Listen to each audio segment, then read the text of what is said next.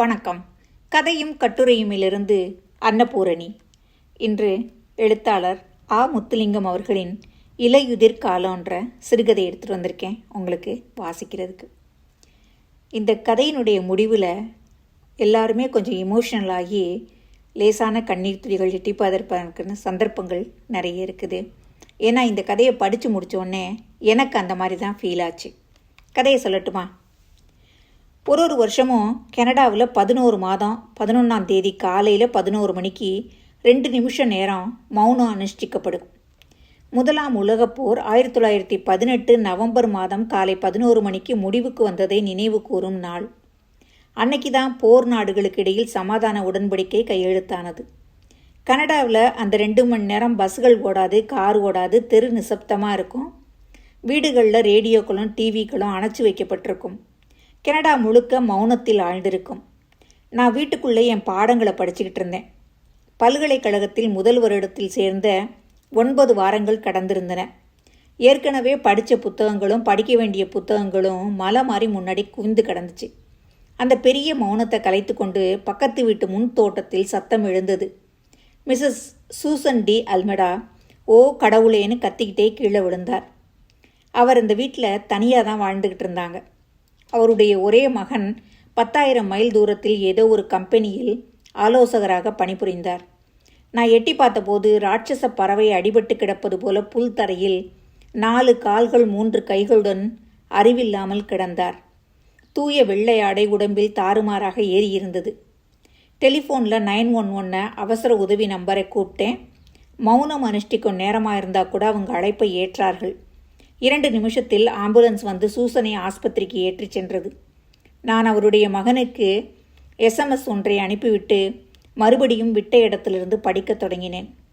அன்னைக்கு காலை தான் சூசன் வீட்டு முன் தோட்டத்தை கூட்டி உதிர்ந்திருக்கும் இலைகளை அள்ளி 4 பெரிய கடதாசி பைகளில் நிரப்பியிருந்தேன். அதுக்கு முதல் நாள் அவருடைய பின் தோட்டத்தை சுத்தம் செய்திருந்தேன். இலைகள் உதிர்வது ஓரளவுக்கு முடிந்துவிட்டது. கம்பளி ஆடையால் தன்னை சுற்றி கட்டி கொண்டு வாசலில் நின்று ஆகாயத்தை கூர்ந்து பார்த்தார். பின்னர் மேற்பார்வையாளர் குரலில் சூசன் எனக்கு உத்தரவுகள் பிறப்பிக்கத் தொடங்கினார். எந்த நேரமும் பனி கொட்ட ஆரம்பிக்கலாம். அவர் வீட்டு பனி தள்ளுவதும் நான் தான். 70 வயது சூசனால் அதையெல்லாம் செய்ய முடியாது. மாத முடிவில் கணக்கு பார்த்து எனக்கு சம்பளம் தருவார். கோபமானவர், ஆனால் தாராளமான மனசுடையவர். அன்று மௌனம் அனுஷ்டிக்கும் வேளையில் எதற்காக முன் தோட்டத்துக்கு போனார்ன்றது புதிராகவே இருந்தது. நான் குப்பையை பைகளில் நிரப்பி ஏற்கனவே கட்டி வச்சிருந்தது அவருக்கு தெரியும். ஒழுங்காக வேலையை செய்தனான்னு உறுதிப்படுத்த நினச்சிருப்பாரோ தெரியல. 1-2 இலைகள் உதிர்ந்திருந்தால் அவருடைய முகபாவம் விதவிதமாக மாறியிருக்கும். அவற்றை சேகரித்து மறுபடியும் பையில் நுழைத்து விடுவார். அவருக்கு எல்லாமே சுத்தமாக இருக்கணும். 4 அறைகள் உள்ள பெரிய வீடு அது. நில அறைகளில் அலங்கார பொருட்கள் நிறைந்திருக்கும். படுக்கை அறை, குளியல் அறை, இருக்கும் அறை, சமையல் அறைகளை பார்க்கும்போது 5 நட்சத்திர ஹோட்டல் நினைவுக்கு வரும். ஒரு கடுமையான மேலதிகாரி அவரை மேற்பார்வை செய்வது போல 5 நிமிஷத்துக்கு ஒரு தடவை வீட்டை துப்புரவாக்குவார். தூசியை பொறுக்கி கையில் வச்சு பார்த்த பின்னாடி குப்பை தொட்டியில் வீசுவார்.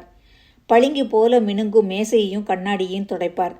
பின்னாடி மறுபடியும் ஒருக்கா துடைப்பார். நாற்காலியை மேலும் பலமானதாக்க 5வது காலை பொருத்துவது போலத்தான்.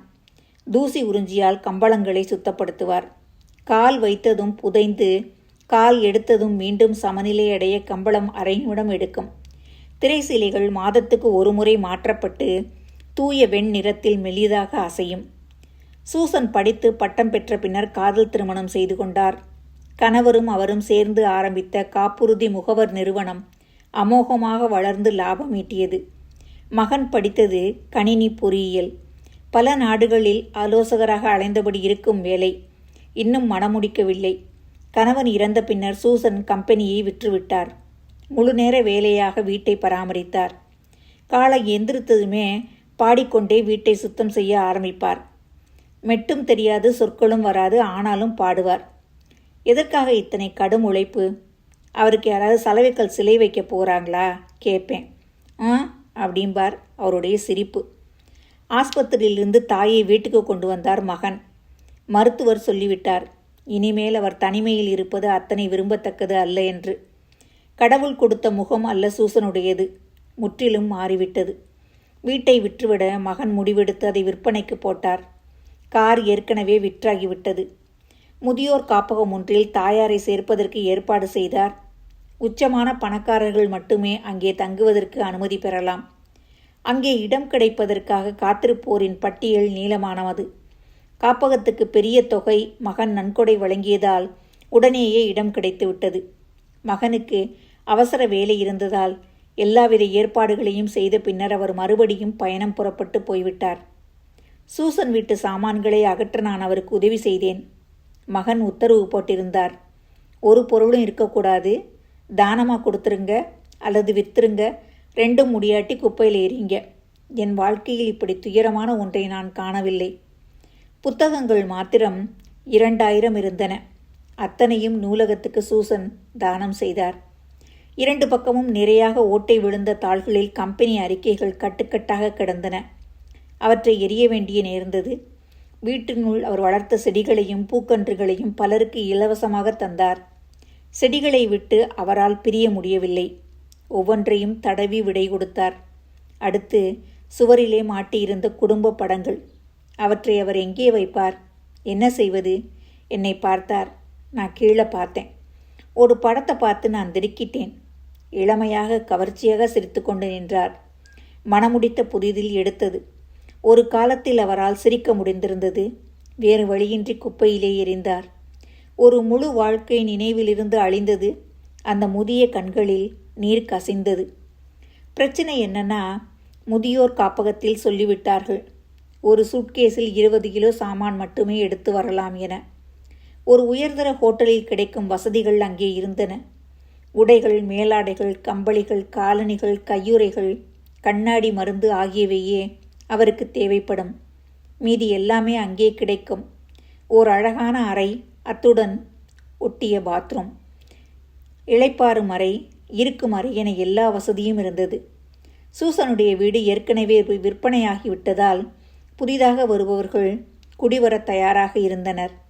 வீட்டு தளபாடங்கள், கம்பளங்கள், திரைச்சீலை போன்றவற்றை வீட்டோடு சேர்ந்து வாங்கிவிட்டார்கள். இன்றுதான் சூசன் வீட்டை விட்டு புறப்படும் நாள். முதியோர் காப்பகம் ஒரு குறிப்பிட்ட நேரத்தில் அவருக்கு வாகனத்தை அனுப்புவதாக சொல்லியிருந்தது.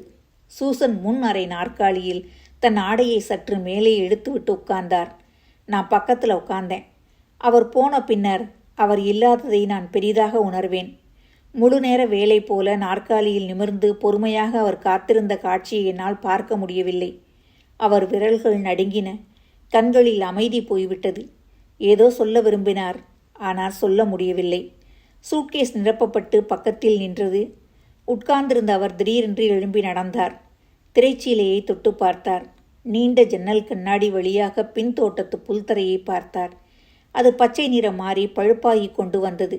இருக்கும் அறையில் உள்ள நீண்ட கண்ணாடி முன்னின்று தன் உருவத்தை பார்த்தார். அதை தொட்டார்.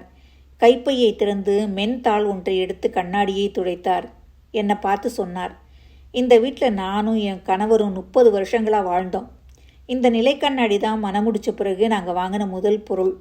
நானும் கணவரும் இது விற்ற கடைக்கு 2 தரம் போய் பேரம் பேசினோம். என் கணவர் அதை அன்று இரவே இதே இடத்தில் பொருத்தினார். அவர் தினமும் இதன் முன் நின்று தன்னை ஒரு முறை பார்த்துவிட்டுத்தானே அலுவலகம் போவார். உங்கள் மகன் இங்கே தான் பிறந்தாரா? ஆமாம், இந்த வீட்டை வாங்கிய 2ஆம் வருடம்தான் பிறந்தான். இடது பக்கத்தில் தெரிவது அவனுடைய அறை. நீல கலரில் என் கணவர் எனக்கு தெரியாமல் வண்ணம் பூசி அலங்காரம் செய்து வைத்தார். நான் ஆஸ்பத்திரியில் இருந்து வந்தபோது அற்புதமான ஒரு புது அறை நீல நிறத்தில் தயாராக இருந்தது. இந்த சுவர் முழுக்க மகனின் கிறுக்கல்கள் இருந்தன. நாங்கள் அவனை தடுக்கவில்லை. என் கணவர் அவனின் வெளிப்பாடு என்று சொன்னார். கணவர் இறந்த பின்னர் நான் அந்த அறையை மீண்டும் வர்ணம் பூசி புதிதாக்கினேன். என் கணவருடன் 40 வருடங்கள் வாழ்ந்தேன். என் மகனுடன் 20 வருடங்கள், என்னுடன் 70 வருடம் வாழ்ந்து விட்டேன். அலுப்பாய் இருக்கிறது. தலையை சாய்ச்சி தூரத்து சத்தத்தை கேட்பது போல கண்கள் மேலே போக யோசித்தார். பழைய எண்ணங்களில் அவர் மூழ்கிவிட்டார். சூசனின் வயதை சொல்லவே முடியாது. கழுத்தில் கொஞ்சம் சுருக்கம் தொங்கியது. ஆனால் புத்தி கூர்மையாக வேலை செய்தது. சூட்கேஸ் மேலே ஒரு புத்தகம் இருந்தது. புத்தம் புதிது போல காணப்பட்ட 400 பக்க புத்தகம் அது. இது மாத்திரம் அவர் நூலகத்துக்கு தானம் செய்யவில்லை. அது கட்டடக்கலை பற்றிய புத்தகம். திறந்து பார்த்தேன். யாராவது அன்பளிப்பு என்று எழுதி கையெழுத்து வைத்திருப்பார்களோ? அப்படி எதுவும் இல்லை. இது என்ன புத்தகம்? கட்டடக்கலை பற்றி இனிமேல் படிக்கப் போறீங்களா கேட்டேன். எனக்கு 20 வயசு நடந்தபோது நான் பல்கலைக்கழகத்தில் 2ஆம் ஆண்டு படித்துக்கிட்டு இருந்தேன். கட்டடக்கலை நிபுணர் ஆகணுன்றது தான் பல வருஷங்களுக்கு முன்னாடி நான் எடுத்த முடிவு. அதுக்கான புத்தகங்களை தேடினேன். புத்தகமெல்லாம் அதிக விலையாக இருந்துச்சு. அதை வாங்கும் வசதி எனக்கு இல்லை. அதனால் நூலகங்களில் இரவிரவாக படித்து குறிப்புகள் எடுத்து வச்சுருந்தேன். நான் ஏழ்மையான குடும்பத்திலேருந்து படிக்க வந்திருந்தேன். என்னுடைய படிப்புக்கு நானே காசு கட்டணும். அதுக்காக பல்கலைக்கழகத்தில் நாள் கூலி வேலை பார்த்தேன். காசு போதாமல் வெளியே காப்பி கடைகளில் வேலை செய்து பணம் சம்பாதிச்சேன். என்னுடைய சிநேகிதிகள் விருந்து, கேளிக்கை, சினிமான்னு வெளியே சுற்றும்போது நான் உணவகத்தில் கோப்பைகள் கழுவிக்கிட்டு இருந்தேன். பேராசிரியர் ஒரு பெரிய ப்ராஜெக்டை என்கிட்ட ஒப்படைச்சார். அதில் வெற்றி பெற்றால்தான் என்னுடைய கட்டடக்கலை படிப்பு உறுதியாகும். எப்படியும் வெற்றி பெற வேண்டும் என்ற வெறிய நூல் இருந்தது. அப்பொழுது கட்டடக்கலை சிந்தனை முழுக்க மாற்றியமைத்த பேராசிரியர் ஒருவர் இருந்தார். அவரை நேர்காணல் செய்ய முடிவெடுத்தேன். அவரை கண்டுபிடிக்கவே முடியல. தொலைபேசி எண் கிடைத்து அழைத்த போது அது வேறு எங்கேயோ போனது. பின்னர் தான் எனக்கு விஷயம் புரிந்தது. இந்த பேராசிரியர் ஹிப்பி கலாச்சாரத்தை சேர்ந்தவர். சிக்கு பிடித்த தாடி, நகம் வெட்ட மாட்டார், குளிக்க மாட்டார், உடை மாற்ற மாட்டார். அவர் தூரத்தில் வரும்போதே நெடி தாங்க முடியாமல் போகும். ஆனால் இவர் மாணவர்களுடன் நட்பாக இருந்தார். இவர் கற்பித்தது அமெரிக்காவில் அதிப்பிரபல்யமான பல்கலைக்கழகம் ஒன்றில். அதிகாரம் அவரை திருத்த முயன்றது, எச்சரிக்கை விடுத்தது. அவர் ஒன்றையும் கண்டுகொள்ளவில்லை. இறுதியில் அவரை வேலையை விட்டு நீக்கிவிட்டது.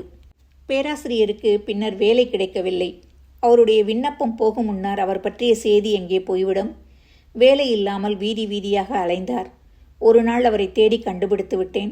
சற்று முன்னுக்கு தள்ளிய முகம், கடல் சிப்பி போல வளைந்த முதுகு, பிரகாசமான கண்கள். சிரிக்கும்போது எல்லா பற்களாலும் சிரிப்பார். மோசமான ஒரு தெருவில் சின்ன அறையில் வசித்து வந்தார். ஒரு நாள் முழுக்க அவரை நேர்காணல் செய்தேன். எதிர்பார்த்ததை காட்டிலும் அதிகமான ஒத்துழைப்பு கொடுத்தார். நிறைய விவரங்களை தானாகவே தந்தார். கண்ணியமாக நடந்து கொண்டார். அற்புதமான மனுஷர். பேட்டி முடிவில் அவர் என்னிடம் கேட்டார். நான் அப்படியே அதிர்ந்து போய்விட்டேன். எனக்கு ரொம்ப பசிக்குது, என்னை ஒரு ஹோட்டலுக்கு கூட்டிகிட்டு போக முடியுமா? பிரச்சனை என்னன்னா, நான் அவர்களையும் பார்க்க கொடிய ஏழ்மையில் இருந்தேன். உணவகத்துக்கு அழைச்சி செல்லும் வசதி எனக்கு இருக்கலை. ஆனால் இப்படி பதில் சொன்னேன். ஹோட்டல் சாப்பாடு மோசமாக இருக்கும், என்னோட சமையல் அற்புதமானது, என்னோட ரூமுக்கு வாங்கன்னு. சொன்ன நேரத்துக்கு அவர் வந்தார். குளிர்காலம் ஆரம்பித்து விட்டது. 2 முன்பொத்தான்கள் இல்லாத பழைய ஓவர்கோட்டை அணிந்து கைகளால் தோலை கட்டி கொண்டு நின்றார். ஷூஸ் பிஞ்சு கடைசி நிலையே எட்டியிருந்தன. ஒரு முழு வார்த்தை நான் இப்போ சாப்பிடுவேன் அப்படின்னார். என்னிடம் கோழி குஞ்சு கூட இல்லை, ஆனால் முட்டை இருந்தது. அதிலே நல்ல ஆம்லெட் செய்தேன். பிரெட்டு, சீஸ், வால்நட் தூவிய ரொமைன் சாலட், தக்காளி சூப்புன்னு பலவிதமான உணவு தயாரித்தேன். பியரை அப்படியே பொத்தலோடு கொடுத்தேன். உணவை திரும்பவும் மேசையிலிருந்து எடுத்துடுவேன்னு என்னை பயந்தது போல அவசர அவசரமாக சாப்பிட்டார். மூக்கையும் வாயையும் ஒரே சமயத்தில் கோப்பைக்குள்ளே நுழைச்சி சூப்பை குடித்தார். அதி மகிழ்ச்சியில் காணப்பட்டார். நன்றின்னு சொல்லிட்டு புறப்பட்டார். கதை முடியலை. ஒரு வாரம் கழிச்சுது. தொலைபேசியிலே என்னை அழைச்சி ஒரு உதவி கேட்டார். புத்தக கடைக்கு போய் பார்க்க ஆவலாக இருக்குது, என்னை உள்ளே விட மாட்டாங்க, கூட்டிகிட்டு போக முடியுமான்னு. அன்றைக்கி நான் ரொம்ப பிஸியாக இருந்தேன். ஆனாலும் இந்த சின்ன உதவியை எப்படி செய்யாமல் இருக்க முடியும்? புத்தக கடை வாசலுக்கு போனதும் என் பின்னால் இருந்து மெல்ல தொட்டார். அவர் கைவிரல்கள் நடுங்கிறதே என்னால் உணர முடிஞ்சுது. குழந்தை பிள்ளை விளையாட்டு சாமான் கடைக்குள்ளே நுழைஞ்சது போல் ஆவலாக ஒவ்வொரு புத்தகத்தையும் தொட்டு பார்த்தார். சிலதை விரித்து படித்தார். இந்த புத்தகத்தை என் மாணவன் எழுதினான்னு ஒன்றை காட்டினார். ஒரு புத்தகத்தையும் தடவுன பின்னாடி திரும்ப அதே இடத்துல வச்சார். ஒரு புத்தகமும் அவர் வாங்கலை. வெளியே வந்தோம். உங்கள் சுயசரிதையை எழுதுங்களேன், உபயோகமாக இருக்கும் அப்படின்னேன். என்ன பிரயோஜனம்? ஒருத்தராலும் முழுதாக எழுத முடியாது. கடைசி அத்தியாயம் விட்டு போயிடும் அப்படின்னார். கொஞ்சம் தூரம் என் பக்கத்தில் நடந்த பின்னாடி நடுவீதியில் சட்டுன்னு நின்னார். மழை பெஞ்சு தண்ணி தேங்கி நின்னது எனக்கு நன்றி சொல்ல போகிறாருன்னு நினச்சேன். அவருடைய பழைய ஓவர்கோட்டின் பைகளுக்குள் கையை நுழைச்சி ஒரு புத்தகத்தை வெளியே எடுத்து என்கிட்ட நீட்டினார். நான் என்னன்னு பதறினபடிக்கு பின்னாடி நகர்ந்தேன். கட்டடக்கலை பற்றிய முக்கியமான புத்தகம் அது. நூலகத்தில் இரவிரவாக நான் குறிப்பெடுத்தது இந்த புத்தகத்தில் இருந்தான். பரிசா தர்றேன், தயவு செஞ்சு ஏற்றுக்கோ அப்படின்னார். பரிசா? களவா எடுத்தீங்க? அவர் வளைந்து போய் 2 பொத்தானில் இருந்த ஓர்கோட்டு விளிம்பை ஒரு கையாலும் இன்னொரு கையால் புஸ்தகத்தை பிடிச்சிக்கிட்டு அசையாமல் நின்னார். அவரோட பிம்பம் கீழே இருந்த தண்ணீரில் ஆடிச்சு. ஆமாம், உங்களுக்கு ஏதாவது தரணும், என்கிட்ட ஒன்றும் இல்லையே, ப்ளீஸ் மறுக்க வேண்டாம் அப்படின்னார். நான் வேறு வழியின்றி அதை ஏற்றுக்கிட்டேன். இதுதான் அந்த புத்தகம். கட்டடக்கலை அதுக்கப்புறம் படிச்சிங்களா? இல்லையே, அதுக்கு பின்னாடி என்னோட மனசு மாறி போயிடுச்சு. மேனேஜ்மெண்ட் படிக்கணுன்ற எண்ணம் மூளைக்குள்ளே பூந்துருச்சு. உங்கள் கணவர் ஞாபகமாக ஏதாவது இருக்கா? இல்லை. உங்கள் மகன் ஞாபகமாக ஏதாவது எடுத்துகிட்டு போகிறீங்களா? இல்லை. கார் வந்து வாசலில் நிற்கிற சத்தம் கேட்டது. சாரதி உள்ளே வந்தார். பெரிய விருட்சம் ஒன்று சுருங்கி சுருங்கி மறுபடியும் விதையானது போல 4 அறை நிலவரை மாடி கொண்ட பெரிய வீட்டு சாமான்களை சுருக்கி 20 கிலோவா சூட்கேஸில் அடைச்சி வச்சுருந்தார்.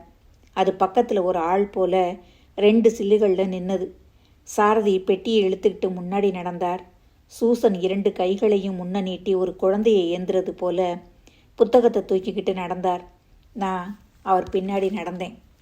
கதை எந்த இடத்துல முடிக்கிறாங்க எழுத்தாளர் ஆ. முத்துலிங்கம் அவர்கள்.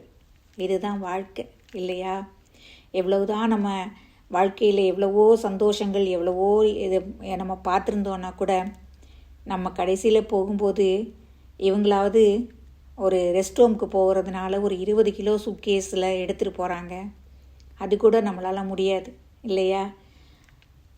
அற்புதமான இந்த கதையை படித்த பிற்பாடு மனசு நெகிழ்ந்து போனது உண்மை. மீண்டும் அடுத்த வாரம் நல்லதொரு கதையுடன் உங்களை சந்திக்கிறேன். நன்றி, வணக்கம்.